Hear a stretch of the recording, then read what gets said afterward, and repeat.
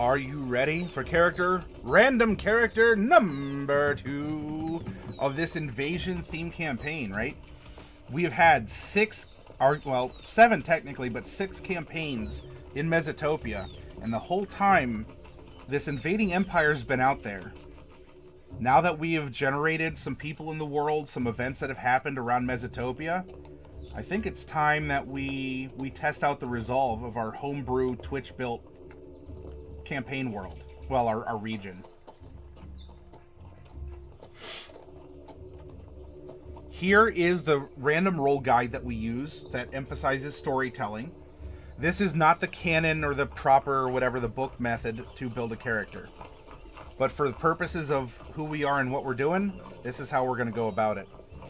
Let's roll a percentile die and find out, do we have a male character or a female character or a multi-class character? 91, we have a multi-classed character. Just barely. Okay, we are going to keep this in mind. We're going to keep that as a placeholder. Let's roll again and find out, are you a boy or a girl? 65, we have another male character. Has a consistent 2,240-foot movement speed. It dips into Fighter 2 just to get an action surge.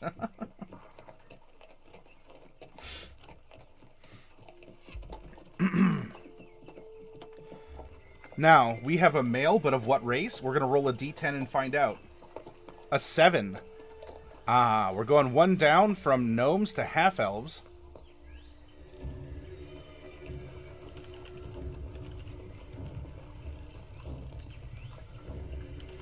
Now, half-elves themselves don't have a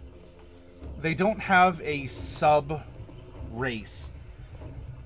Cosmetically, talk to your DM and say, am I half wood elf, half high elf, half eladrin, half drow?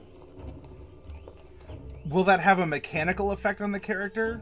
Not unless your DM is willing to work with you in that regard.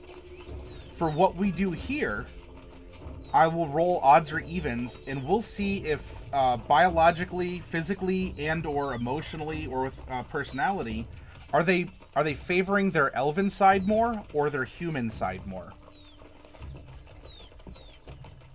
2 evens. They are favoring their elven side. So we're gonna put that FE for favors elf. Yeah, I know, it has been a little while, right? Now we're going to roll 2 percentile sets in order to get the alignment. 1 for each of the axes. 81 and 93. 81 and 13. We have a lawful evil character.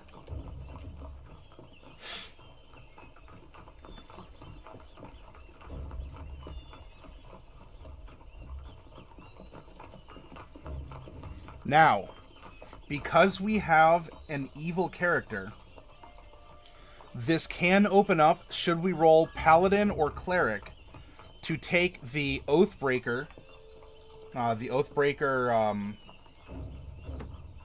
archetype, well, the Oathbreaker Oath, really, or the Death Domain for Cleric.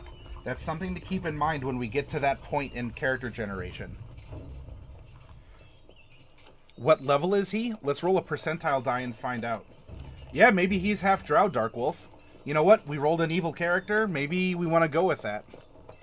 So instead of half that, you know, we could you could always abbreviate it. You know, do you have a half health for a high elf, a half wealth for a wood elf, or are we a half delf for a drow elf?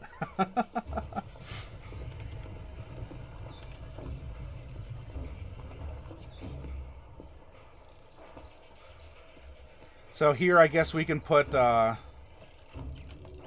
half delf who favors his elven heritage, quote unquote. So this is kind of the first drow we've generated ever since I started this broadcast. We'll see, Dr. Dooman. We'll see when we get there.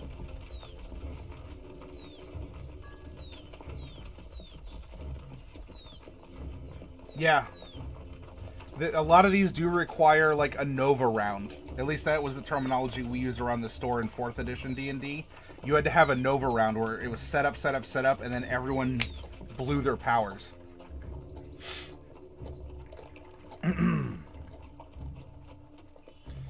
Okay, level, we're going back to a percentile roll. 46, and that is going to fall into level 12. So we are going to get to play around some here.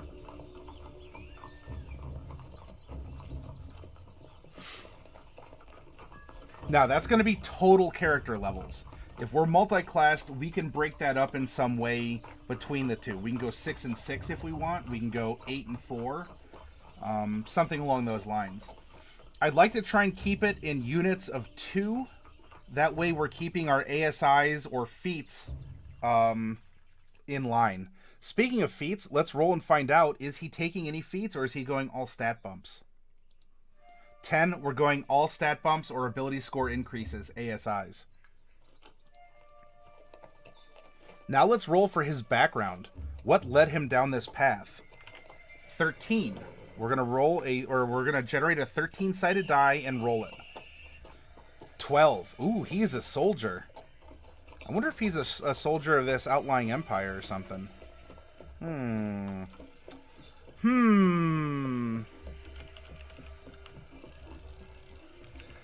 There are 8 different origins as a soldier. We're going to roll a d8, and we are going to use a placeholder. He is number 3. What is number 3? I don't know. Do you know? Doesn't matter right now. Don't worry about it. It's just a placeholder. We're going to develop this personality soon enough. Speaking of his personality, we're going to roll 2 personality traits, 1 and 2. We are also going to roll 3 other aspects to his background. Ideal number 5, bond number 4, flaw number 4. Again, these are just placeholders. Don't worry about what they mean just yet. By the way, Bubonic, belief here should be changed to bond. I think I'm using the updated one. If not, I'll have to re-download it, but just as a heads up. Bubonic one kindly took the original random roll procedure and put it into an Excel file, since I had it condensed onto one page in an open office document. All right. We have a multi-class character. We're going to hit this golden button twice to find out his combination. You're hoping for a fighter or a rogue? Hey, we'll find out. Being a soldier from another land would explain the otherwise exotic race. That is correct, Clark. Correctamundo. Are you ready? Are you ready?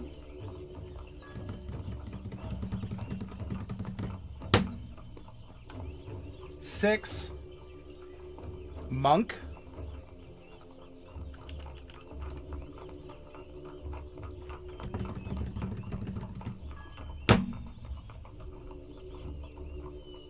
Bard.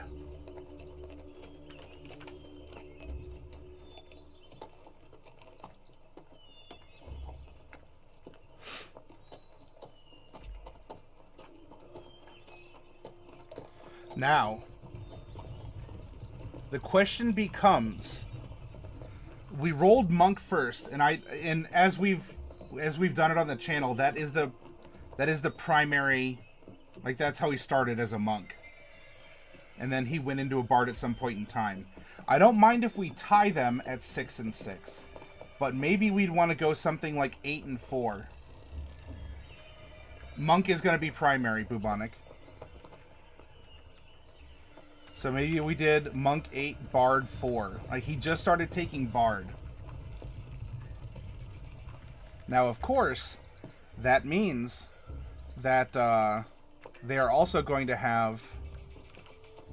They're going to have their archetypes. Monk is going to be a D3.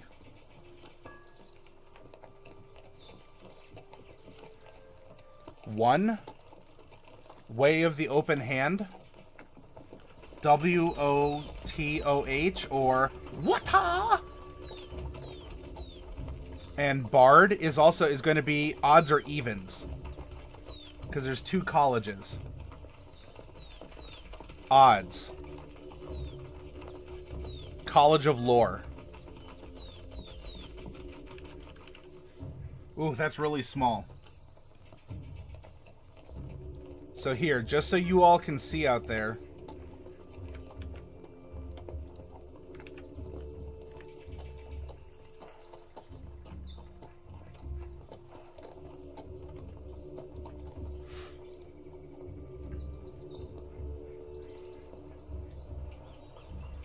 Now let's produce a little bit of physical effects.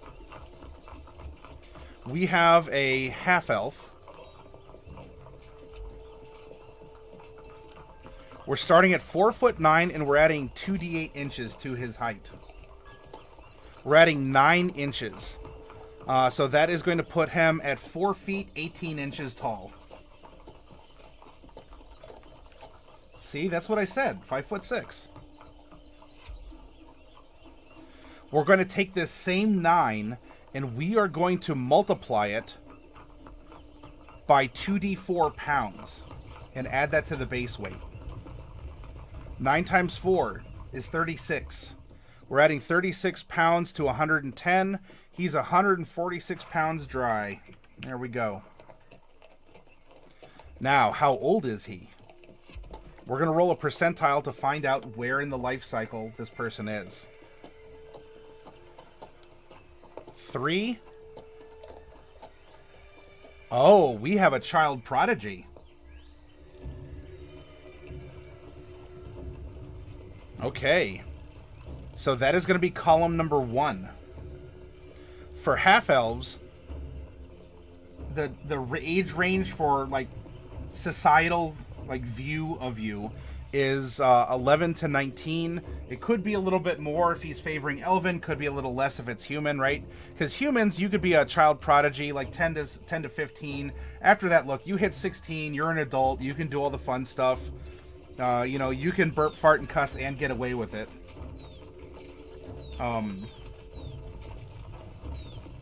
So we are going to roll a 9-sided die. Or you could just roll a d10 and re-roll a 10. 1. All right. Whew. He's 11 years old. Oh, you want to... Children make excellent villains because while they're evil, it's actually pure and innocent. They arguably do not understand or know the morality behind decision-making. You know, it's just like children have an absolute fun on a sunny day taking a magnifying glass and burning ants one at a time as they come out of their colony. We, as adults, might consider that cruel. But to a child, it's endless entertainment on a fun sunny day outdoors. So... this could be a very, very interesting character. I mean, all of them can be, but I mean, I want to see where this character's going here. For sure. Not around grandma, you can't, not at any age. Right? So, well, I don't know, he might encounter Granny at some point. She's a part of this world now. What grandma doesn't know won't hurt him. My grandmother yells at my uncles when they swear around her. Oh, wow, okay. That's right, not in my house. Wow, a purely evil little cretin. He might not even know that he's evil. That's true. It's just that he's very selfish, or because of the fact he's a prodigy of some kind. I mean, it's clear he's very adept. He just thinks that he can ration it out, and he doesn't necessarily understand selfless or selfish yet. And so he can make very cruel decisions, but not have the moral consequences behind them. My grandfather... And is that in both English and French? Zoot the lors. I don't think my grandparents know I do swear. Shh. We won't tell them. Everyone, keep it a secret. Or if you do, mage, you gotta keep it quaint. You gotta say, like, son of a biscuit or something like that.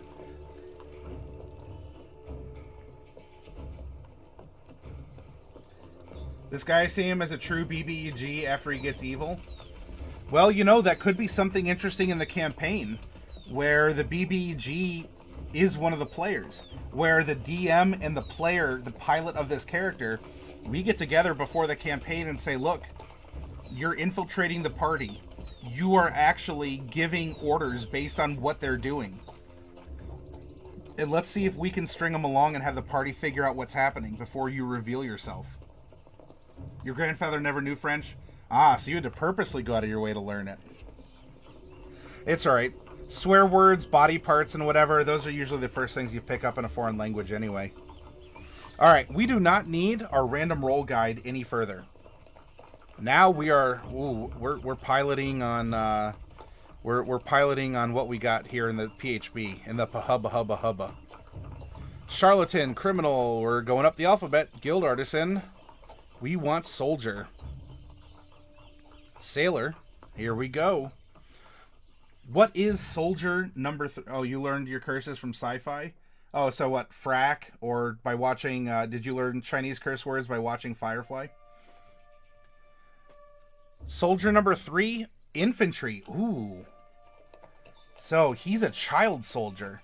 You know, if any of you played the Metal Gear series, that actually delves into something like this. And maybe the fact that he was infantry might explain why he has such a cold heart. Are you all out there? Are you feeling compelled by this character? Are you really getting into it? Is your mind turning over the possibilities that exist? And look, this was all randomly determined. All random. Would you want to pilot this character in a tabletop setting?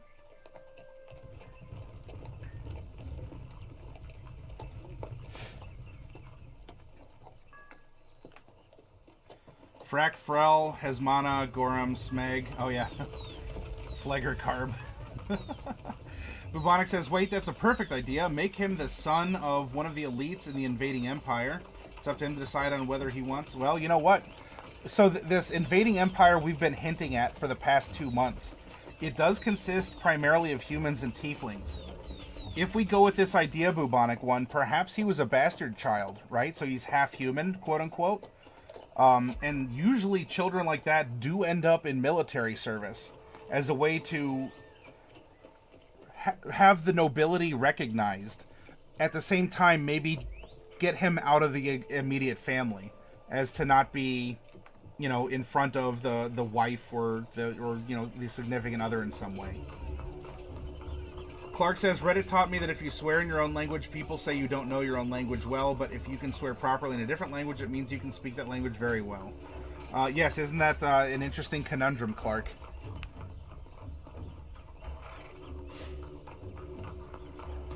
Alright, his background feature is military rank.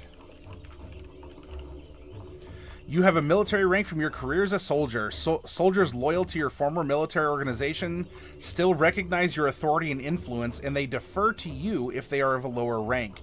You can invoke your rank to exert influence over other soldiers. Now, how we could work this if we like this plant idea, you know, that we actually have a PC who will be the BBEG of this campaign.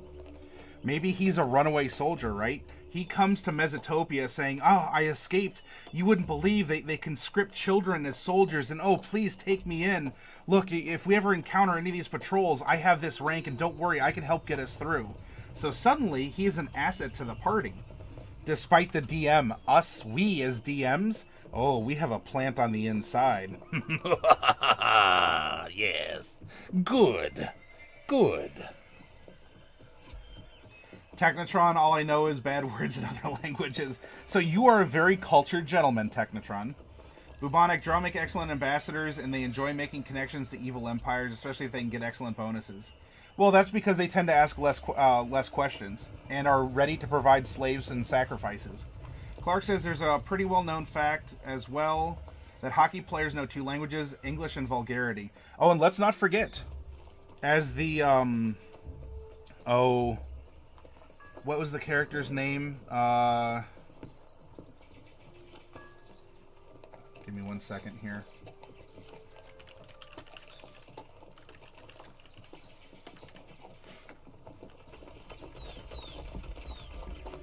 Yes. The Merovingian character from Matrix 2 had an excellent quote. It's, cursing in French is like wiping your butt with silk.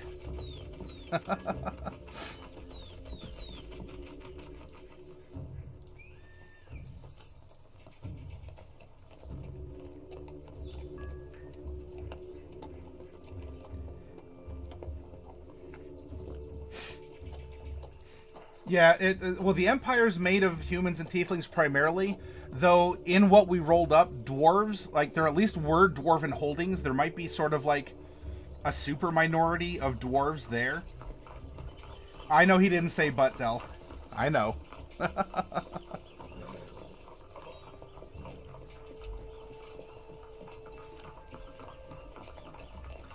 Alright, let's... He also didn't have lipstick on his face. What are you talking about?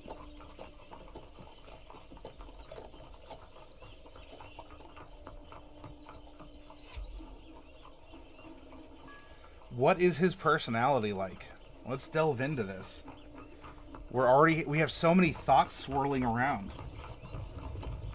I learned the fake French swear words too because Quebec French is not real French, but you didn't hear that from me. I heard nothing. I heard nothing.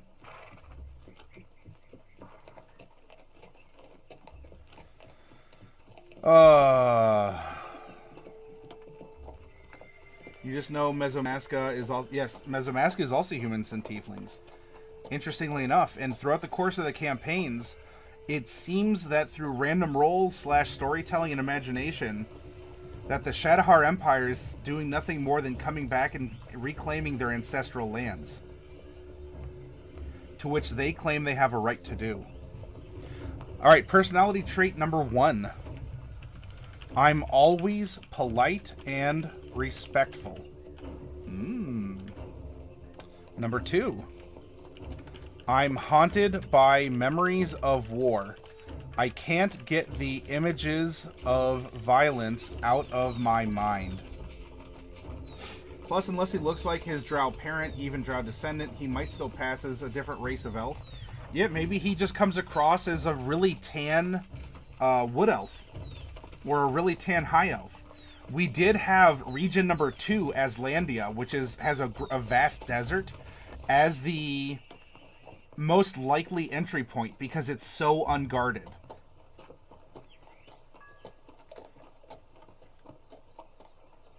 I use the word Darvi sometimes, one of my favorites from Artemis Fowl book series. Oh, or you mean like Darvit? Like darn it? Like dang it? Consarn it. Now we're talking like the old gold rush miners, the old prospectors.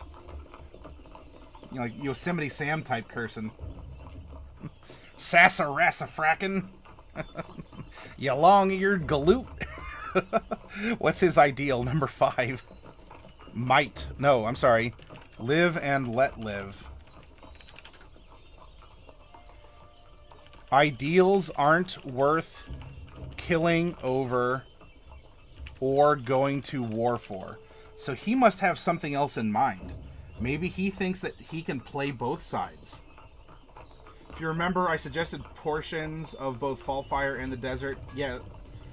Yes. Oh, that's been... We've set the direct invasion on the back burner as we've developed every region particularly.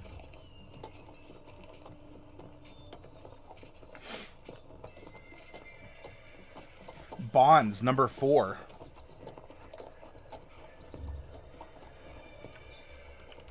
I'll never forget the crushing defeat my company suffered or the enemies who dealt it. So for good, bad, or indifferent, that was a big life lesson to him. And his flaw is number 4. My hatred of my enemies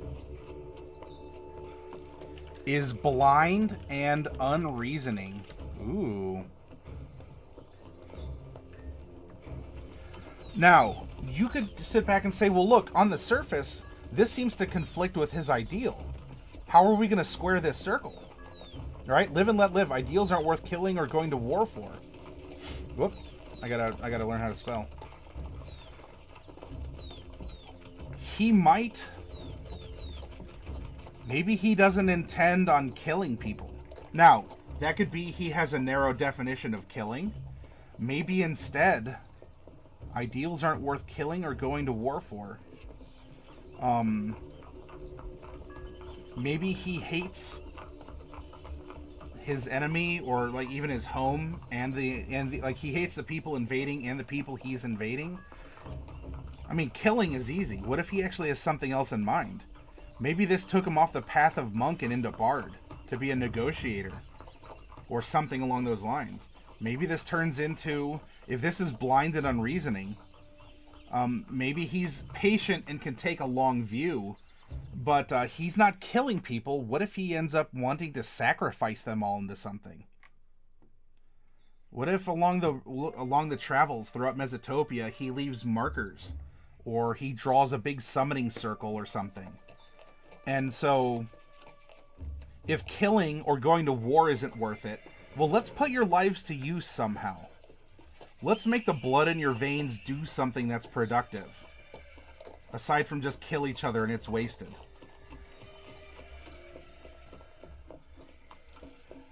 I don't know. I don't know. We will know, but currently, am I getting your gears to turn? Are you thinking of stuff? Is this suddenly reminding you of ideas you've read or seen before? Or is this causing new ideas to come to the front of your brain? I'm not trying to spoil anything that might have those elements to it. So I don't want to name names. I just want to prompt thought.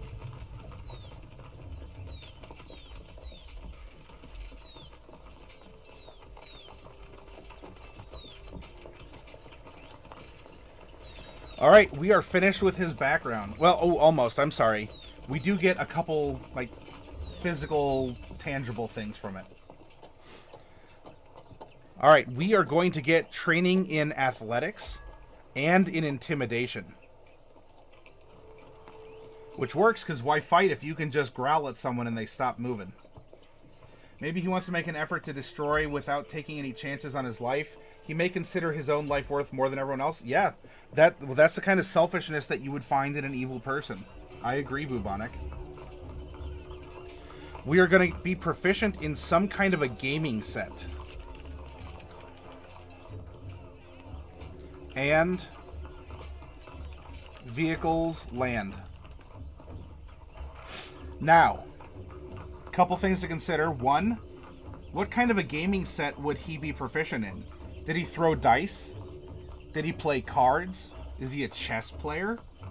Is he a dragon chess player? Think maybe like 3D chess that you may know of normally or have seen played on Star Trek. What kind of games does he play?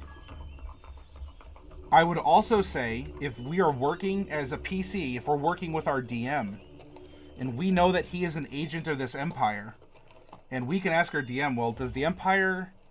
I'm sure they have wagons and such. Now, in this case, we've talked about it, and maybe this invading empire is very technologically advanced. Maybe he has land or maybe he has air vehicles? Possibly.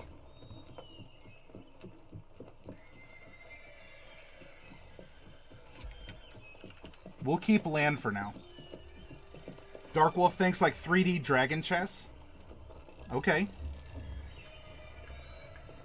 And him being a child, even more so on this scale, he wants to survive to get revenge on someone who wronged him, or a parent. Or, yeah, well, or even whatever this other group was that taught him that very harsh life lesson.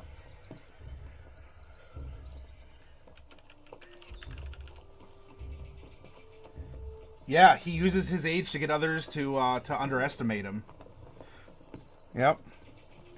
You know, it's a very classic, you know, we have we have like, I don't know, an enemy or an adult, and here he is as the little kid, and he runs up and or here, we'll have the red be the face, right? He's like, oh, mister, watch out, there's a murderer, he's coming up behind you. And then he turns around and he's like, what? A murderer? And he's like, I told you, right behind you.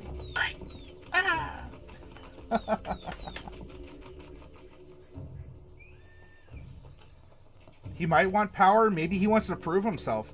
Look, especially with drow and being a male, and you know, so you're not an elf, you're not a female drow, you're not a human, you are not a lot of things. He has probably had tremendous difficulty blending into any kind of society.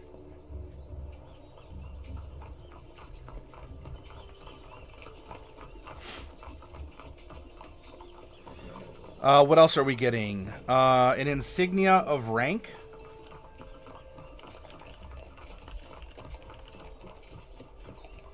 We are getting a trophy taken from a fallen enemy. Maybe we can have this be a trinket of some kind.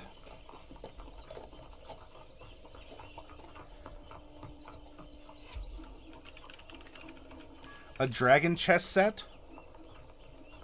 Common clothes. And a belt pouch with 10 gapuz.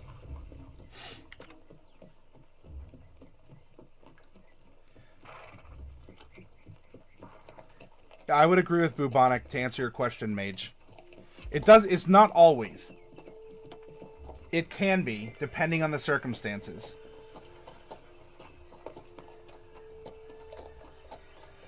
All right. What is he getting by being a... what is he getting by being a half-elf?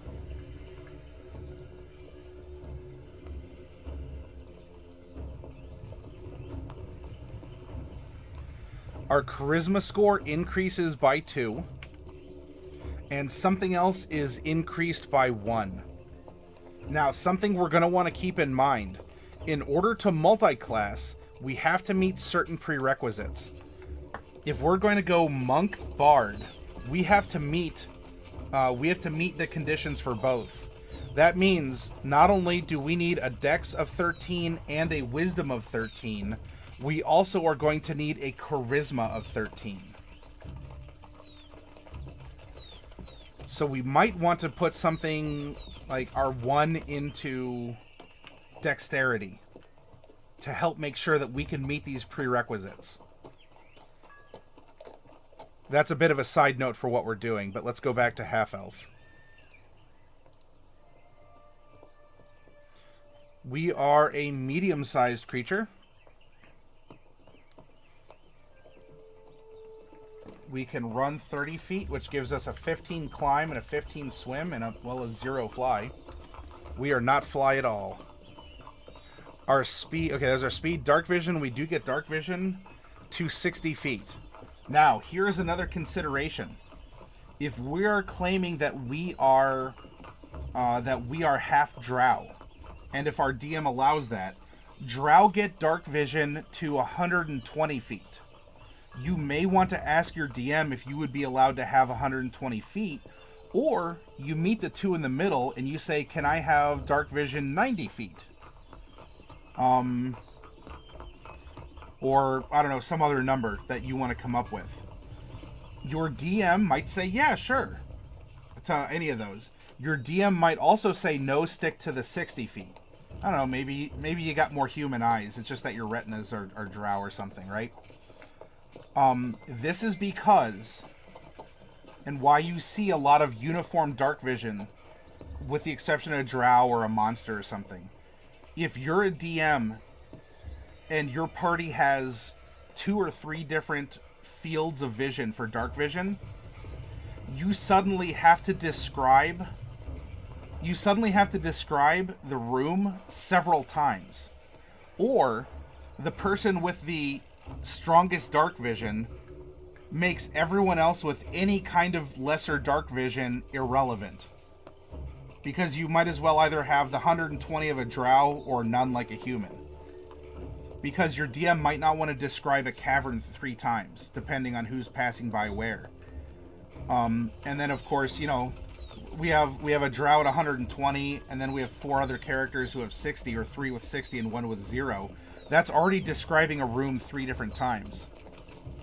So, as a PC, take some consideration for your DM, and as a DM, consider the ramifications of taking the standard content and making exceptions. Will that slow down your game? And if so, do you care or not? If you don't care, then yeah, customize it and have fun. Delcorin goes into a random dungeon, 5 and 4. Well, at least the disadvantage didn't lose it for you, Delcorin. Bubonic 1, this little kid may just be your worst nightmare or your ultimate savior.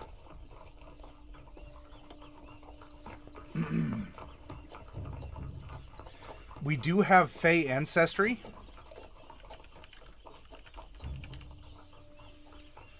So we have advantage on saving throws versus being charmed. So if you didn't want to write that and save space here, you could just put under advantages versus charmed.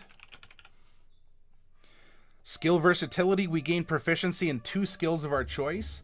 So I'm just going to make a little note down here that we are going to get 2 skills. Yay. Language, we get common, elvish, and an extra.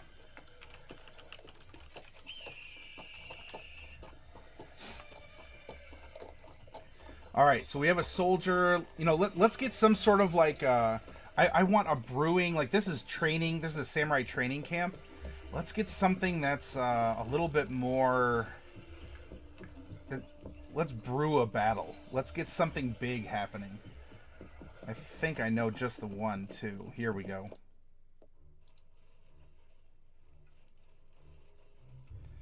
Alright, we're slowly going to build up to a battle. This music is going to do a good job of that.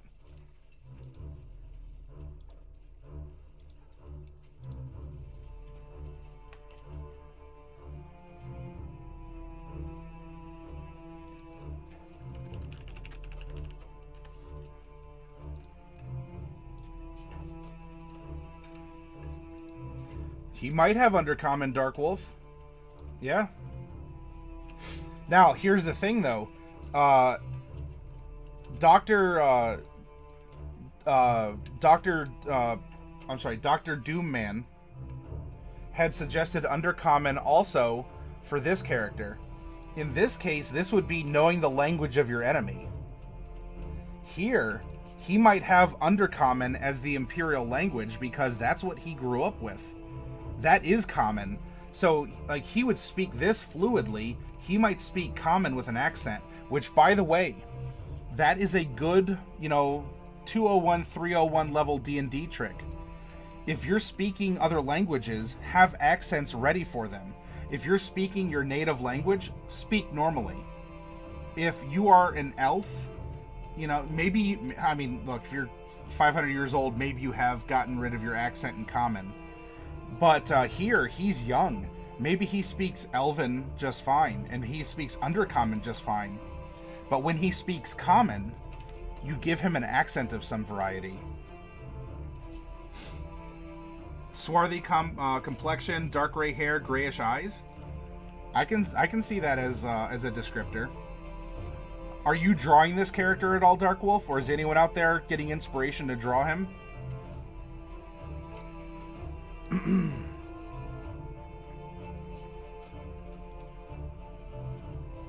Alright, that's what being a half-elf gives us. Now, first things first. Actually, if we're a monk, we should put... Oh, that was the one extra. Yeah, that's fine in Dex. We're going to be building for the monk first. Let's presume that he took 8 levels of monk, and then for the last 4 levels, he dipped into a bard. For perhaps negotiating reasons. This was him like being sent on an accelerated course because this is a youth prodigy. This is a gifted kid, right? A child prodigy. Gunmetal is an excellent indicator.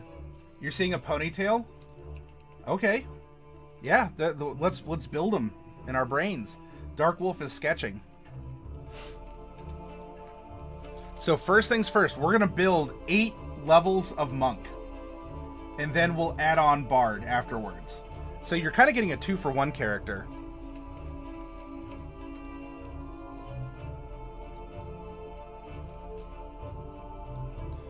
Eight levels of Monk. Here we go. This is what we're getting. Oh, hey. What I tell you? Mage and Dark Wolf would you two, I think, would get along amazingly. All right. That means we have D8 hit dice as monks. In fact, because we're a level 8 monk, we have 8 of them. Now, Bard gets D8s also. Don't get ahead. Let's just build a monk right now. And we've used 0 of them.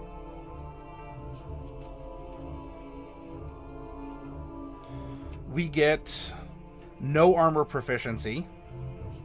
We do get weapons of all simple weapons and short swords. We can also get an artisan tool or an instrument. Do you all see him using any sort of crafting utensils? Weaving, leatherworking, cooking. Does he make shoes? Is he a smith? Something like that. Or do you see him playing an instrument of some kind? And if so, what kind of instrument would he play? A harmonica?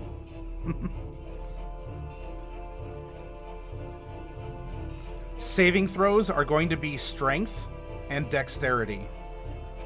Oh, we're building. War's going to be breaking out here soon.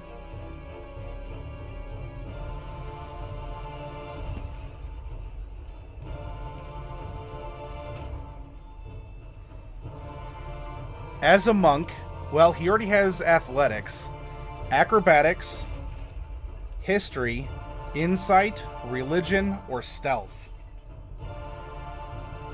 Dexterity, you're thinking needlework? Dr. Doomman thinks he should know bagpipes. Hey, bagpipes are a soldier. Yeah, you can. That declares as you're marching. It can be very imposing. Something along those lines.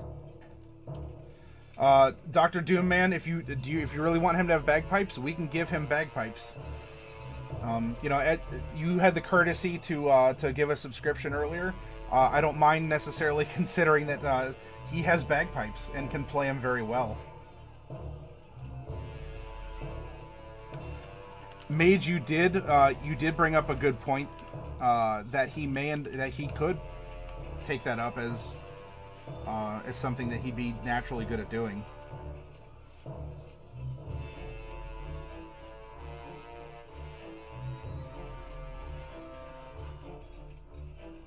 You're very welcome, Dr. Doom.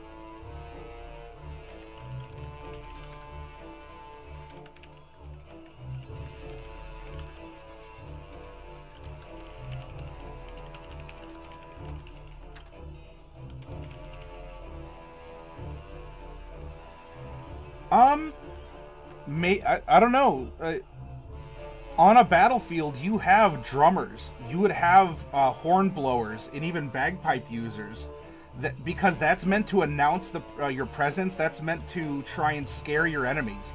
If you don't have to fight, you shouldn't want to have to fight, because you risk losing your own soldiers, let alone, civilians to plow your new lands after you conquer. So being able to scare off your enemies, let them know you're coming, or you could use it as a distraction technique also, to make it sound like there's more people to the south than there really is. Alright, now we have to choose 2. Acrobatics, history, insight, religion, or stealth. I don't know, given his age, if he'd be really good at history or religion. Right? He's not that old. It's not that he's unintelligent, although we could make intelligence his dump stat. I would personally lean towards acrobatics and stealth. Mage is thinking acrobatics and insight. I could make an argument against insight by also saying he's young. He also has his agenda set already. So he may not care what other people think. He wants to try and manipulate them on his own. And so thereby he's going to use his natural bodily talents he has through acrobatics and stealth. Now, any of these, though, are possible. I don't want to poo-poo your ideas. This is my reasoning and support. He's a prodigy, so any skill could work. Dorgrim, you do bring up a good point as well.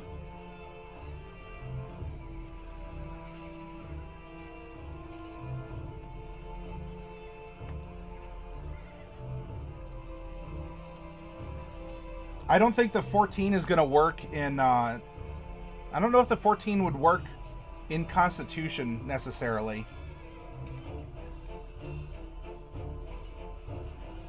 If only because he's also a young kid. Doom is thinking stealth acrobatics. Darkwolf says stealth. Mage says acrobatics and insight, but... So, Dorgrim, you did make a good point. Do you want to argue for him having one of these knowledges? Though Prodigy doesn't... Prodigy can include mental acumen. It could also be that he's not mentally smart, but his body... Like, he's just aged ahead of the curve or something. For right now, I will put stealth and acrobatics, but if Dorgrim or anyone else wants to make an argument for insight or the knowledges, I'm open-minded to that.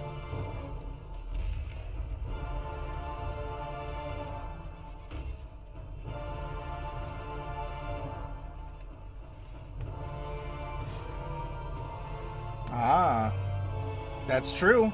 That is true, Dorgrim.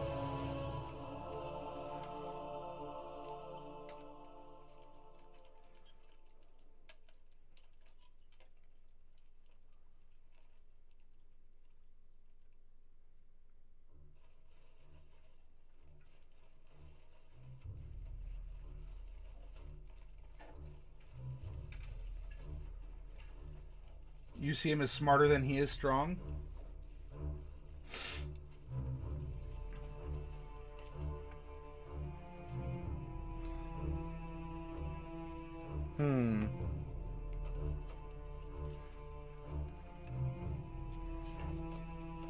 That could be.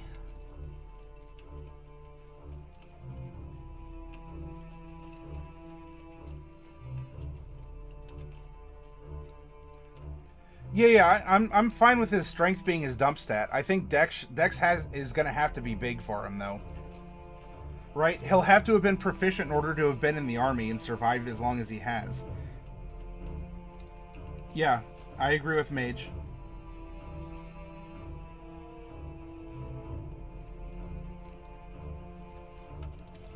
So, here's a sample. Let's do that. Let's do... I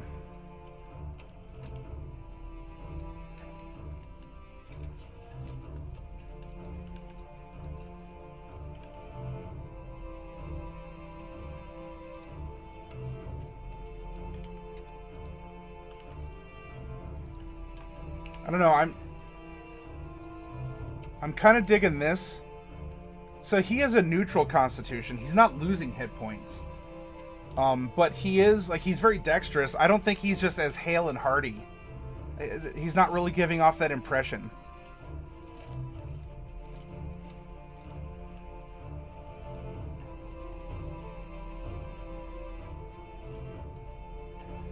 Right? He's also a lot more thoughtful, so I think his intelligence should be higher. So this might end up threading the needle between mechanical considerations and roleplay considerations for the type of character that we're making.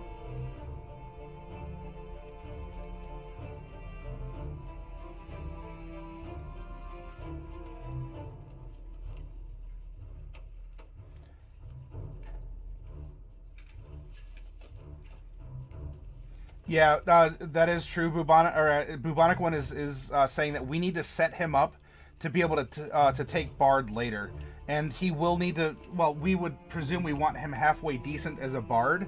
Also, if we look, this worked out really well. He's polite and respectful, and he carries himself well, despite having this as the common parlance calls it, a hate-on. Like, he has a hate-on for people. Volvo, welcome and thank you for the host. Still 94 of 100, though.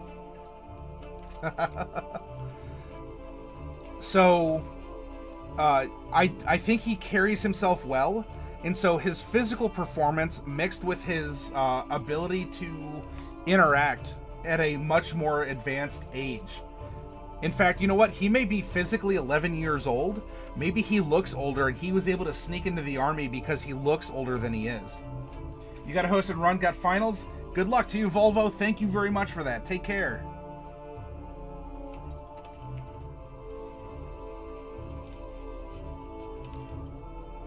All right. Let's give him a short sword. He is in the military. It's also a monk weapon. I think this will work out well for him. We can also give him a Dungeoneer's pack or an Explorer's pack. I think we'll give him an Explorer's pack. Right? He's in the Vanguard. He was sent out front. He'll also get 10 darts.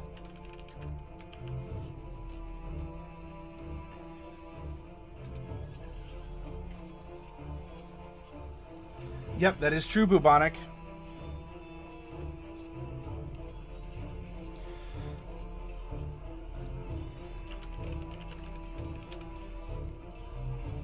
Alright, while wearing no armor, we get to add our dex bonus and our wisdom bonus. Martial arts, well, we have our martial arts. We are going to be getting key.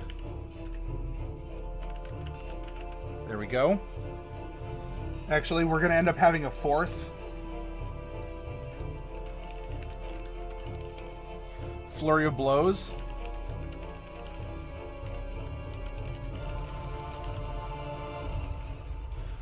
Unarmored movement. Let's go back up here. Remember, we're building an 8th level monk right now. Our proficiency bonus is +3. Our martial arts are D6s. We have 8 key points.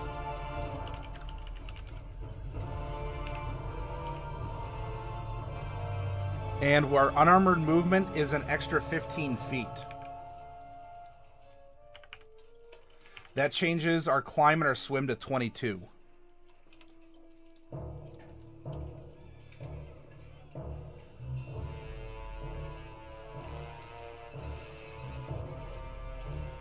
We are also going to be getting deflect missiles.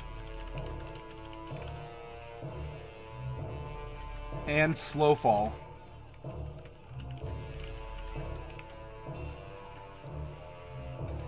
We are going to receive an extra attack.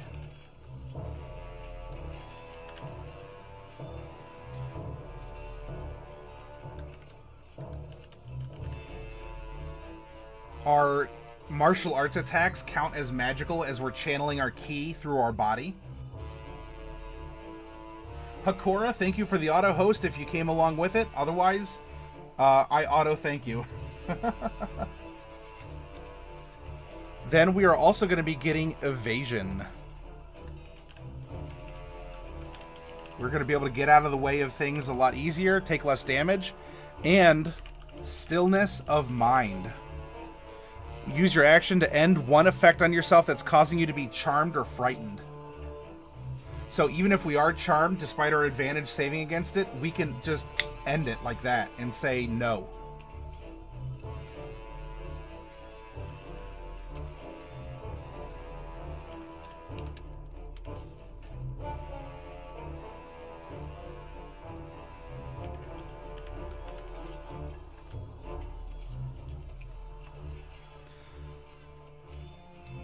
All right. Now, he is the way of the open hand monk. This is the very traditional, like, kung fu movie, wire fu, jumping, fighting, brawling kind of a thing. Way of the open hand, or as the initial spell, Wata. How far? Hey, Spurta Blitz. It's good to see you. We are just finishing up making the monk portion of our multi-classed character.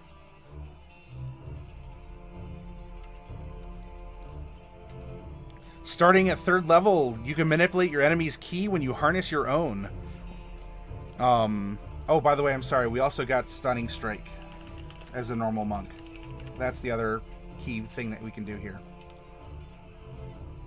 Oh, and you know what I realized? Heh. We already have all of our racial features incorporated into our character, so we can just do this. There we go.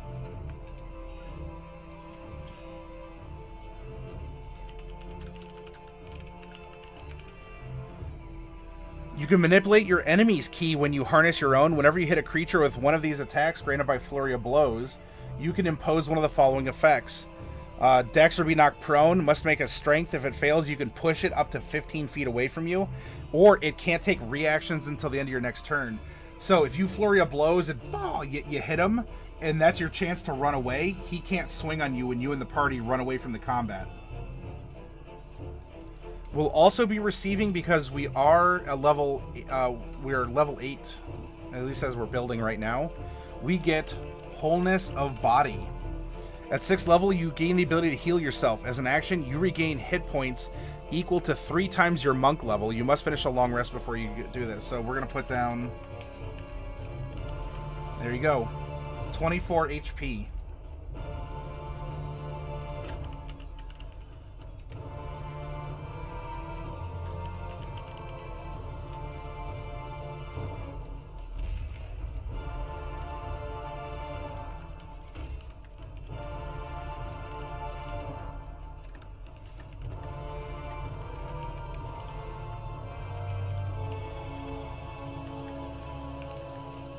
There we go. And we don't have Tranquility. Oh, did I get it? There's a little, like, a moth or something, I think, around here. I also got your attention. Hey. I was legit going to ask you if you could walk me through the monk class. Oh, and Ruben, hey, good to hear. You can get an update on what happened here. We are building a multi-class character that we randomly rolled into. Can I walk you through the monk class? I can do that in part 3, Spurred. Do you have, are you going to be on for a while yet?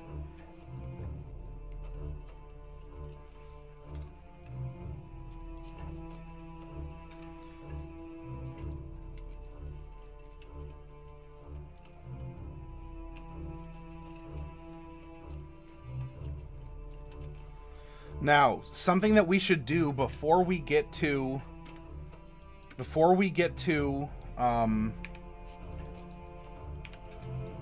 the multi-class part.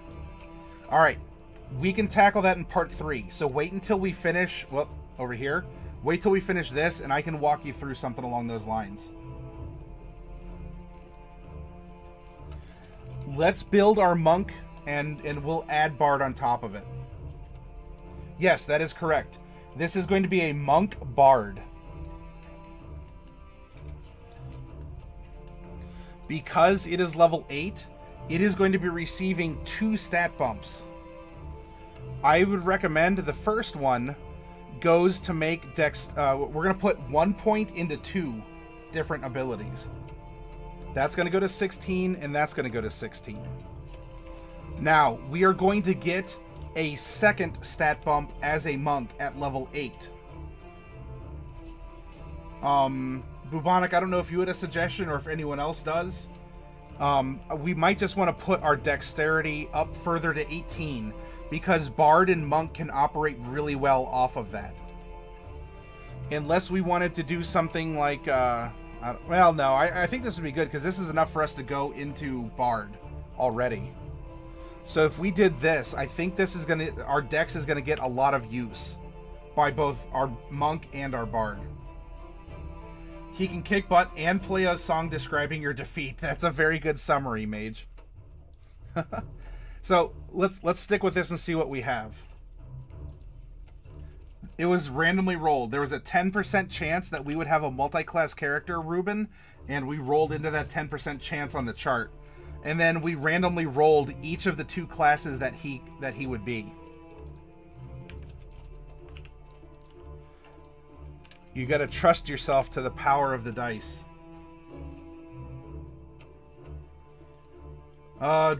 Dr. Doom, what are you alerting us to? Or to what are you alerting us? For you never use a preposition to end a sentence with.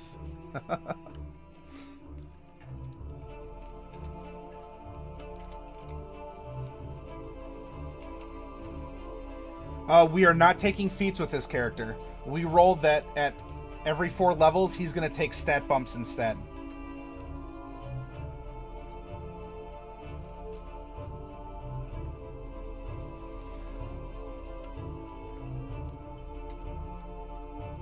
And he can earn a name now.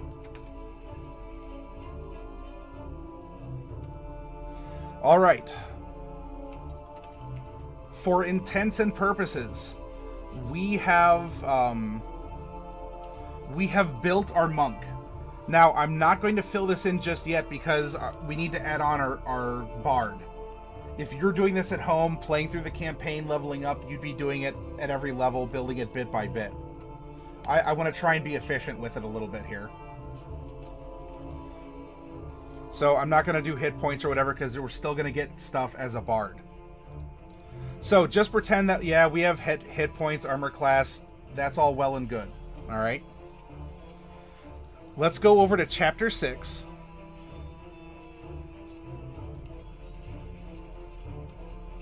And go to Character Customization Options.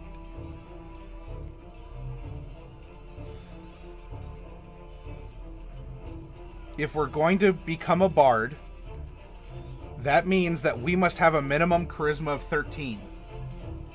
Well, it just so happens we have a 15, so we're good. Corrida, hey, it's good to see you. Oh, why do you have the angry nerve on your forehead?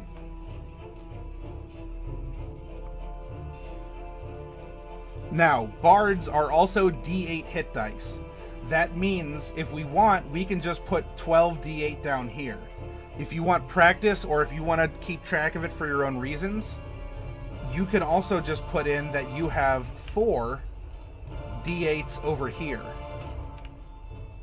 It's up to you, however you'd want to do it. Do you have 12 D8, or do you want to split them and go 4 of one, or 8 of one, 4 of the other? You had your second session, which got cut off going to Walmart to get pizza, and then saw the Jungle movie. And then my mood got ruined. Seems like a common trend.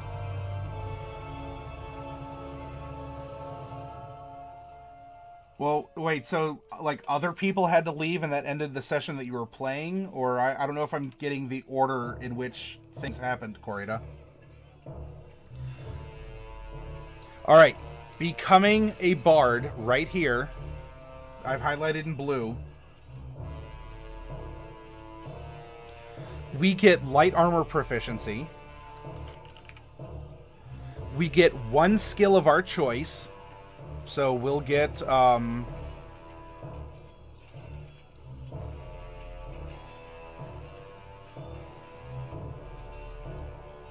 we got 2 from 2 from half elf.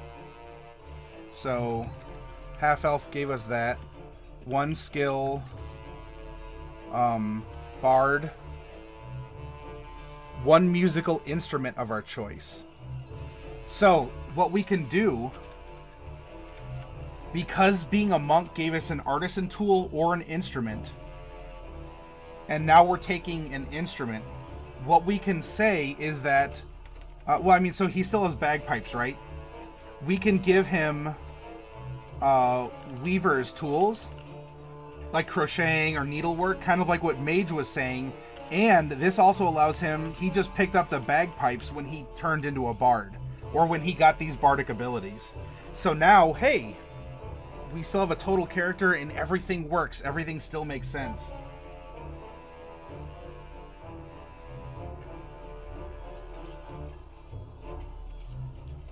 Fan, it's welcome. It's good to see you again. Welcome. And Corrida, well, hopefully the group understood that you had to take off for the while that you did.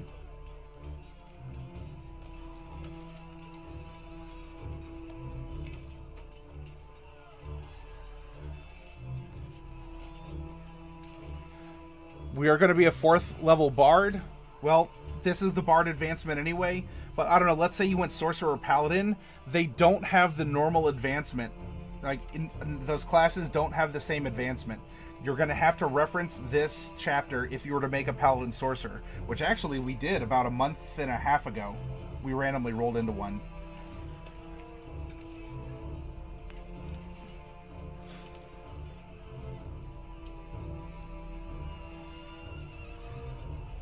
Well, you know, Dark, we all have different opinions and input, and it can still work for him as a soldier. It can still work in a lot of different ways. Maybe he puts some of his monk darts inside the bagpipe and gives him a little bit of a squeeze.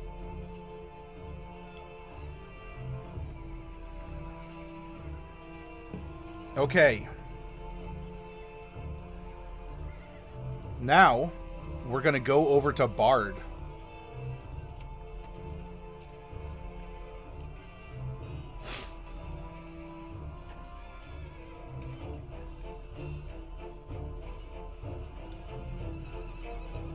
Alright, 4th level Bard. We are going to get not only hit points, but Bardic Inspiration.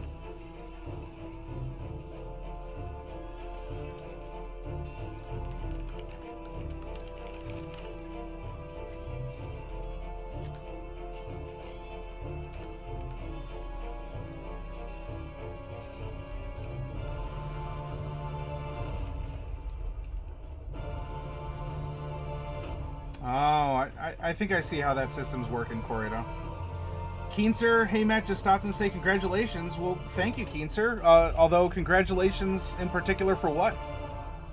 I appreciate it all the same, but what specifically are you, what are you giving it?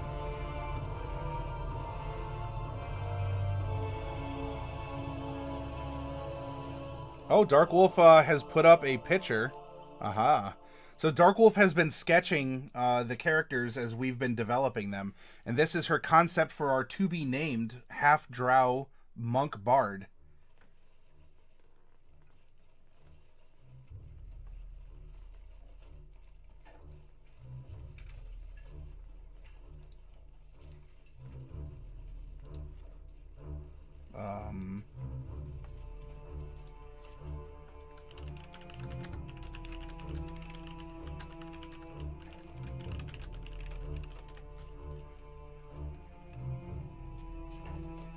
Okay.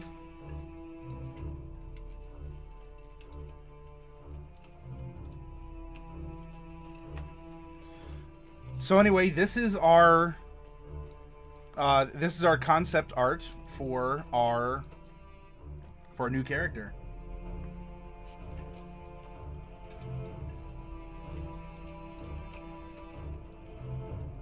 And 1 second here.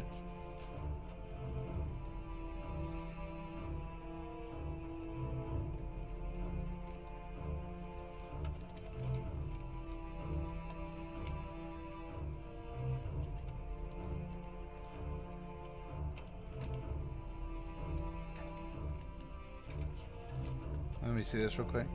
Not bringing offerings of Mountain Dew and hot. Yes, this. I call this at our tabletop. You get a level 10 spell if you provide a nice gift to your DM. Right? Level 10 spells don't exist mechanically.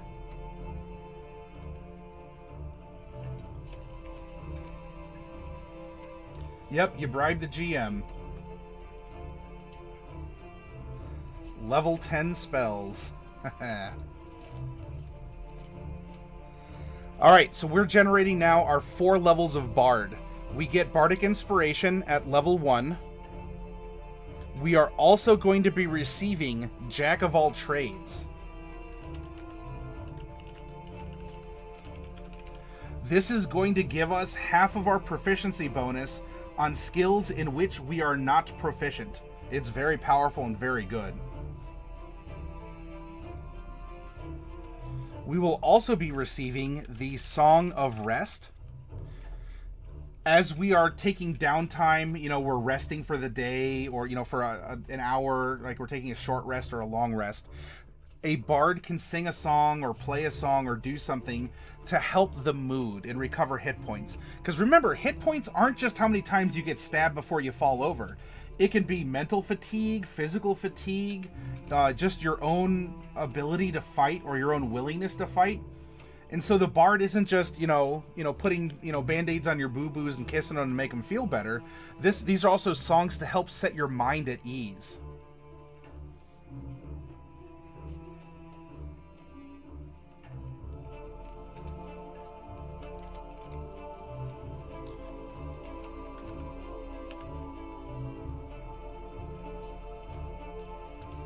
We are going to receive our College of Lore at 3rd level, and we'll get to that down here in just a second. We're also going to receive Expertise in 2 skills. Of all of the skills we're going to be proficient in, we can choose 2 to be double proficient in them. And then at our 4th level is another ASI, or an ability score improvement / stat bump. We'll also have some spell casting. At 4th level, we are going to know 3 cantrips. You need to slumber, have a good one. Thank you for joining us as long as you have, Technotron. And also thank you for the invitation to have people come and play with you. That means a lot to me, and I hope that a couple of the people in the community at least will take you up on the offer and you'll have a full table. Bubonic wants to call him Saker Levexi.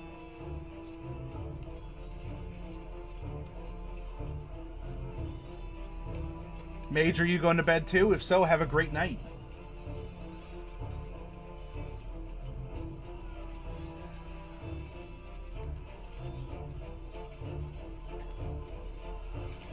We're going to know 7 spells, and our spell slots are 4 and 3.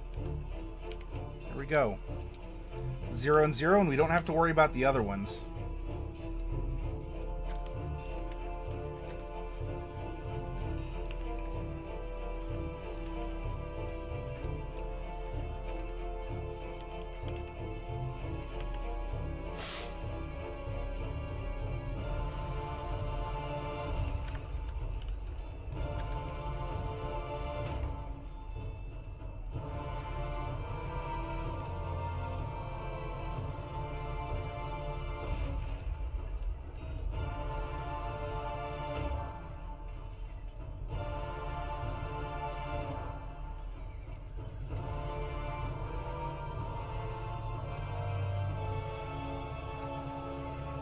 One, 2, 3 cantrips. Spellcasting for Bard is going to be based off of Charisma.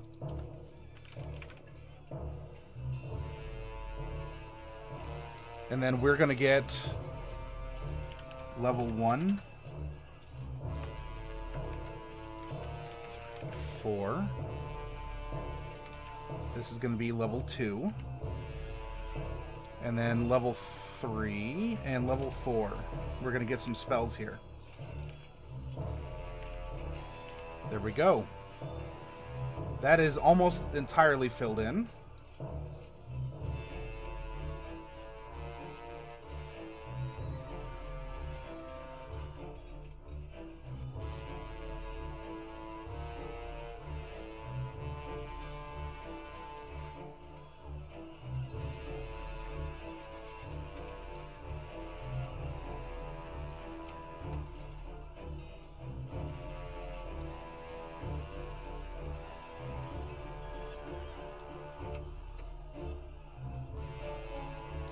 What else here? Now we get to give him another ability score improvement. I think what we're going to want to do is...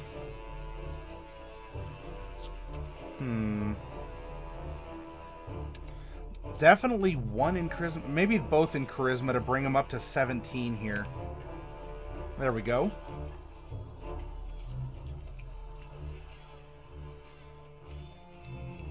We are also going to get our College of Lore abilities.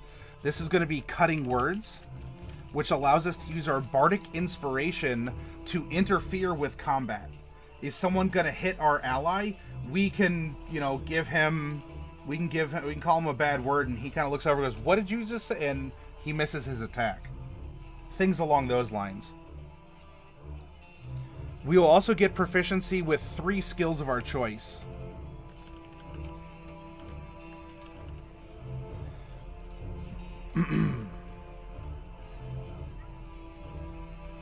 Okay.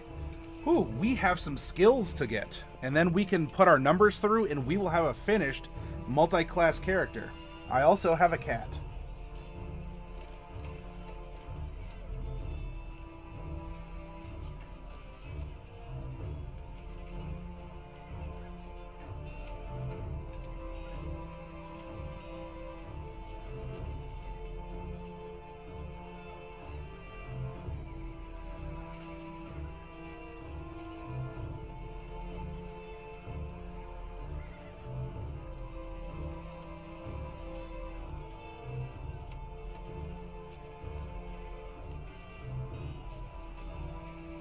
So we had a couple names thrown out there. So one was the Shadahar Levexi.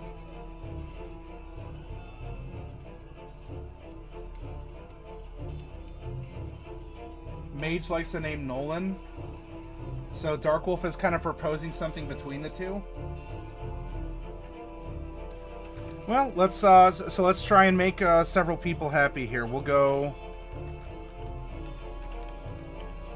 Nolan Levexi. Nebraska Dave. Howdy, partner. I hope things are going well for you. It's good to see you in the chat.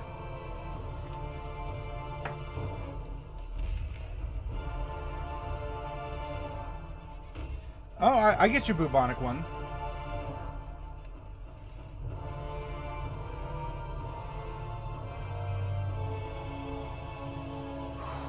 We have 6 skills to choose from. All right, so he is a child prodigy, started out as a monk and went into being a bard. So really the first 3 skills are going to reflect his life as a monk. The second 3 skills are going to reflect his life as a bard. And then we're going to get to choose 2 of these in which we have expertise. Oh, that's true, bubonic. Oh, well, if there's anything we can do to help out, Dave, let us know.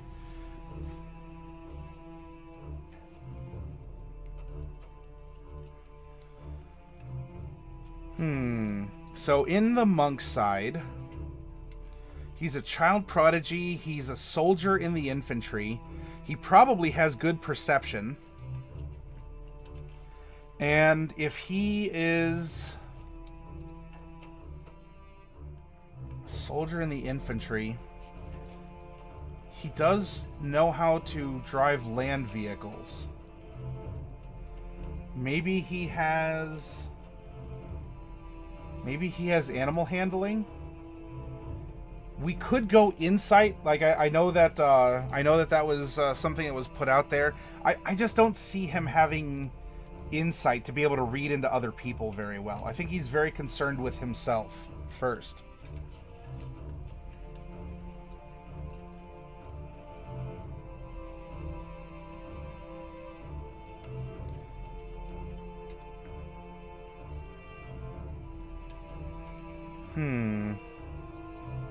He might also have sleight of hand.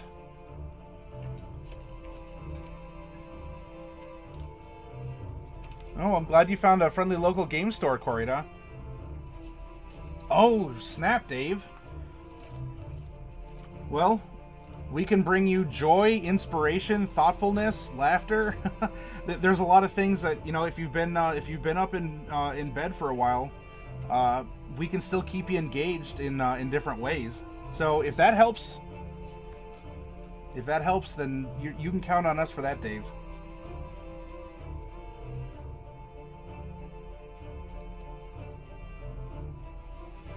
Maybe they have. Do they have a Facebook, Corrida?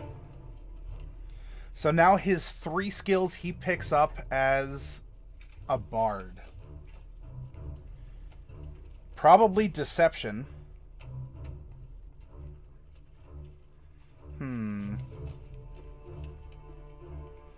Probably persuasion.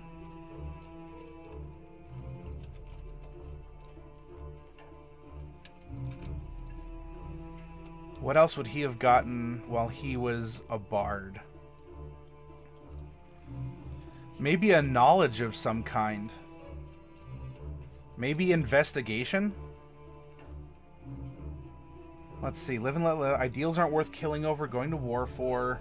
Haunted by memories of war. Can't get the images of violence out of my mind. I'll never forget the crushing defeat my company suffered. So maybe he analyzes it. Maybe he goes over it in his head. Maybe he thinks of ways to go about his life past that.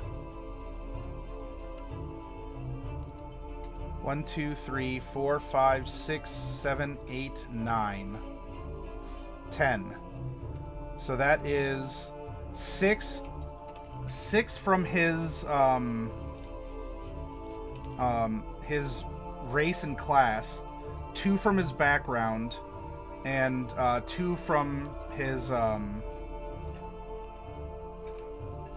2 from his main class. So that is 10 skills. Now we can choose 2 that he's really good at doing.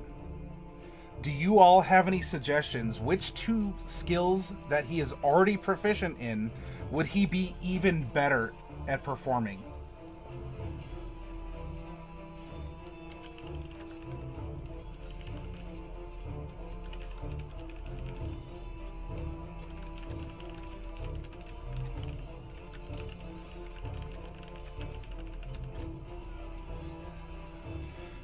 I'll zoom in a bit so you can see him a little bit better.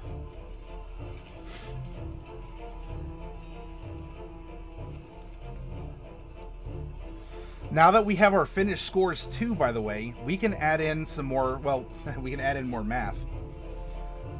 To hit with dexterity at this level, he is going to be swinging with a +7. His modifier will add 4. There we go. His constitution will grant him no bonuses, meaning he gets an 8 at first level, and then he has 11 other levels times half +1. So that's going to be 55, plus 8 means he has 63 hit points. His armor class, if he is not wearing armor, is going to be 17.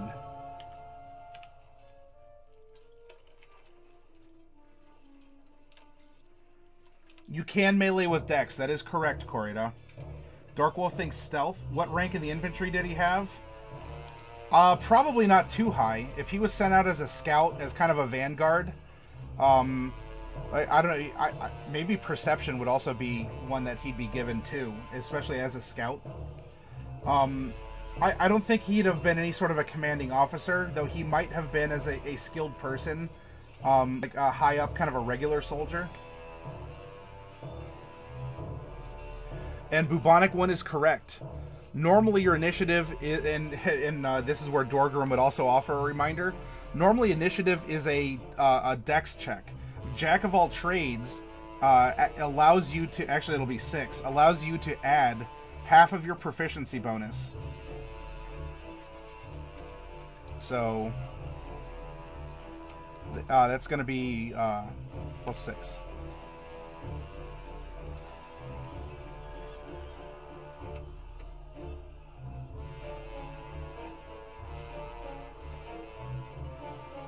I'll fill in stealth, and unless I see anything different, maybe we can give him perception, which is why he's sent out as like the vanguard, as a scouting, right? He wants to try and test defenses, look for weaknesses, kind of a thing. So to keep things moving along, if we have it set up like this, this is how our final numbers are going to play out. We do have a -1 in our strength. Oh, I'm sorry, wait, this is I was looking at the wrong number. That is 5.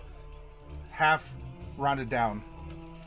Anyway, so that +1 is going to give our saving throw of 0.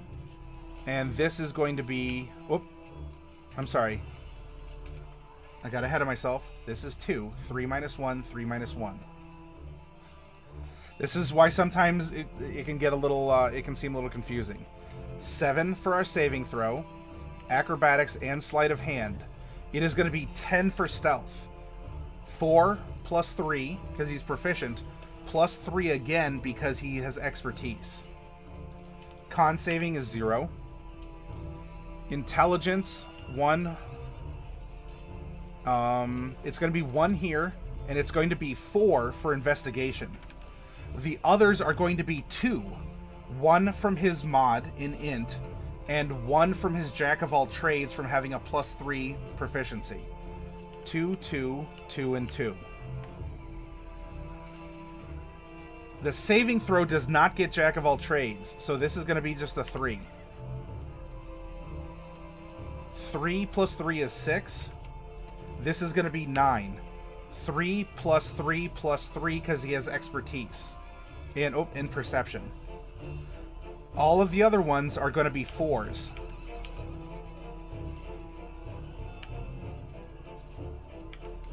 And we're going to do similar down here. There we go. Whew, he is a skilled lad, that is for sure.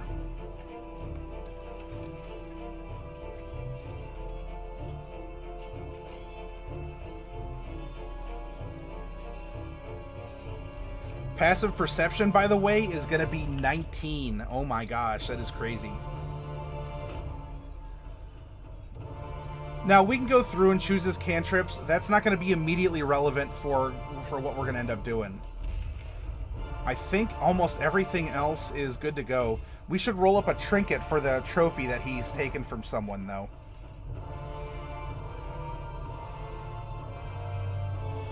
Oh, the save DC... 8 plus proficiency, which is 11, plus his charisma modifier is 14. So that means it's going to be a plus 6 to hit here. And we can make a note that he does have key points. In fact, he has 8 of them. Or if you want, you can put Bardic Inspiration next to this, because this is your spellcasting sheet. And if you wanted, you could put key points and where it says spell, there is a key save versus these abilities, which is 8 plus wisdom plus proficiency. So in that case, if we make the page 1 monk and page 3 bard to keep monk stuff all together and bard stuff all together, this would end up being 8 plus 3 is 11 plus 3 is 14. And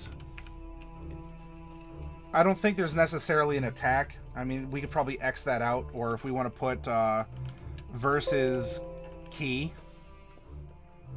14 versus key. That way we have a note. However it makes sense, and you can readily access the information.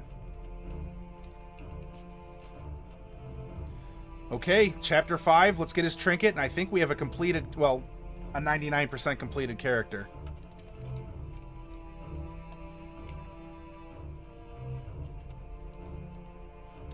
Alright, percentile die, here we go.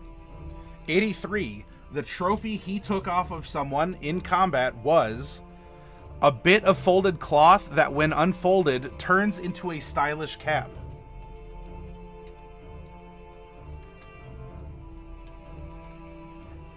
Almost like the pop-out top hats, except it's maybe more like a folded napkin sort of thing that kind of turns into like the like, it looks like a deli hat, or like the classic like Robin Hood pointed cloth cap.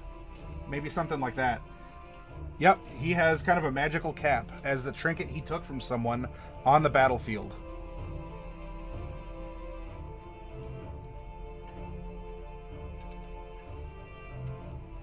Alright, here we go. Aside from us putting the bardic spells down, we are finished. So, dun, dun, dun, dun. I'm going to get up and I'm going to get some water. I want to cool down a little bit. It's a little warm. It actually just started to warm up here in Ohio. Like today, oh, it was beautiful today. Pokemon Go had a sun warning. So anyway, I'm going to go to the AFK screen. 5 or 10 minutes, not too long, and we'll come back and it's open season. What do we want to do? What do we want to talk about? There was a request to go over Monk also.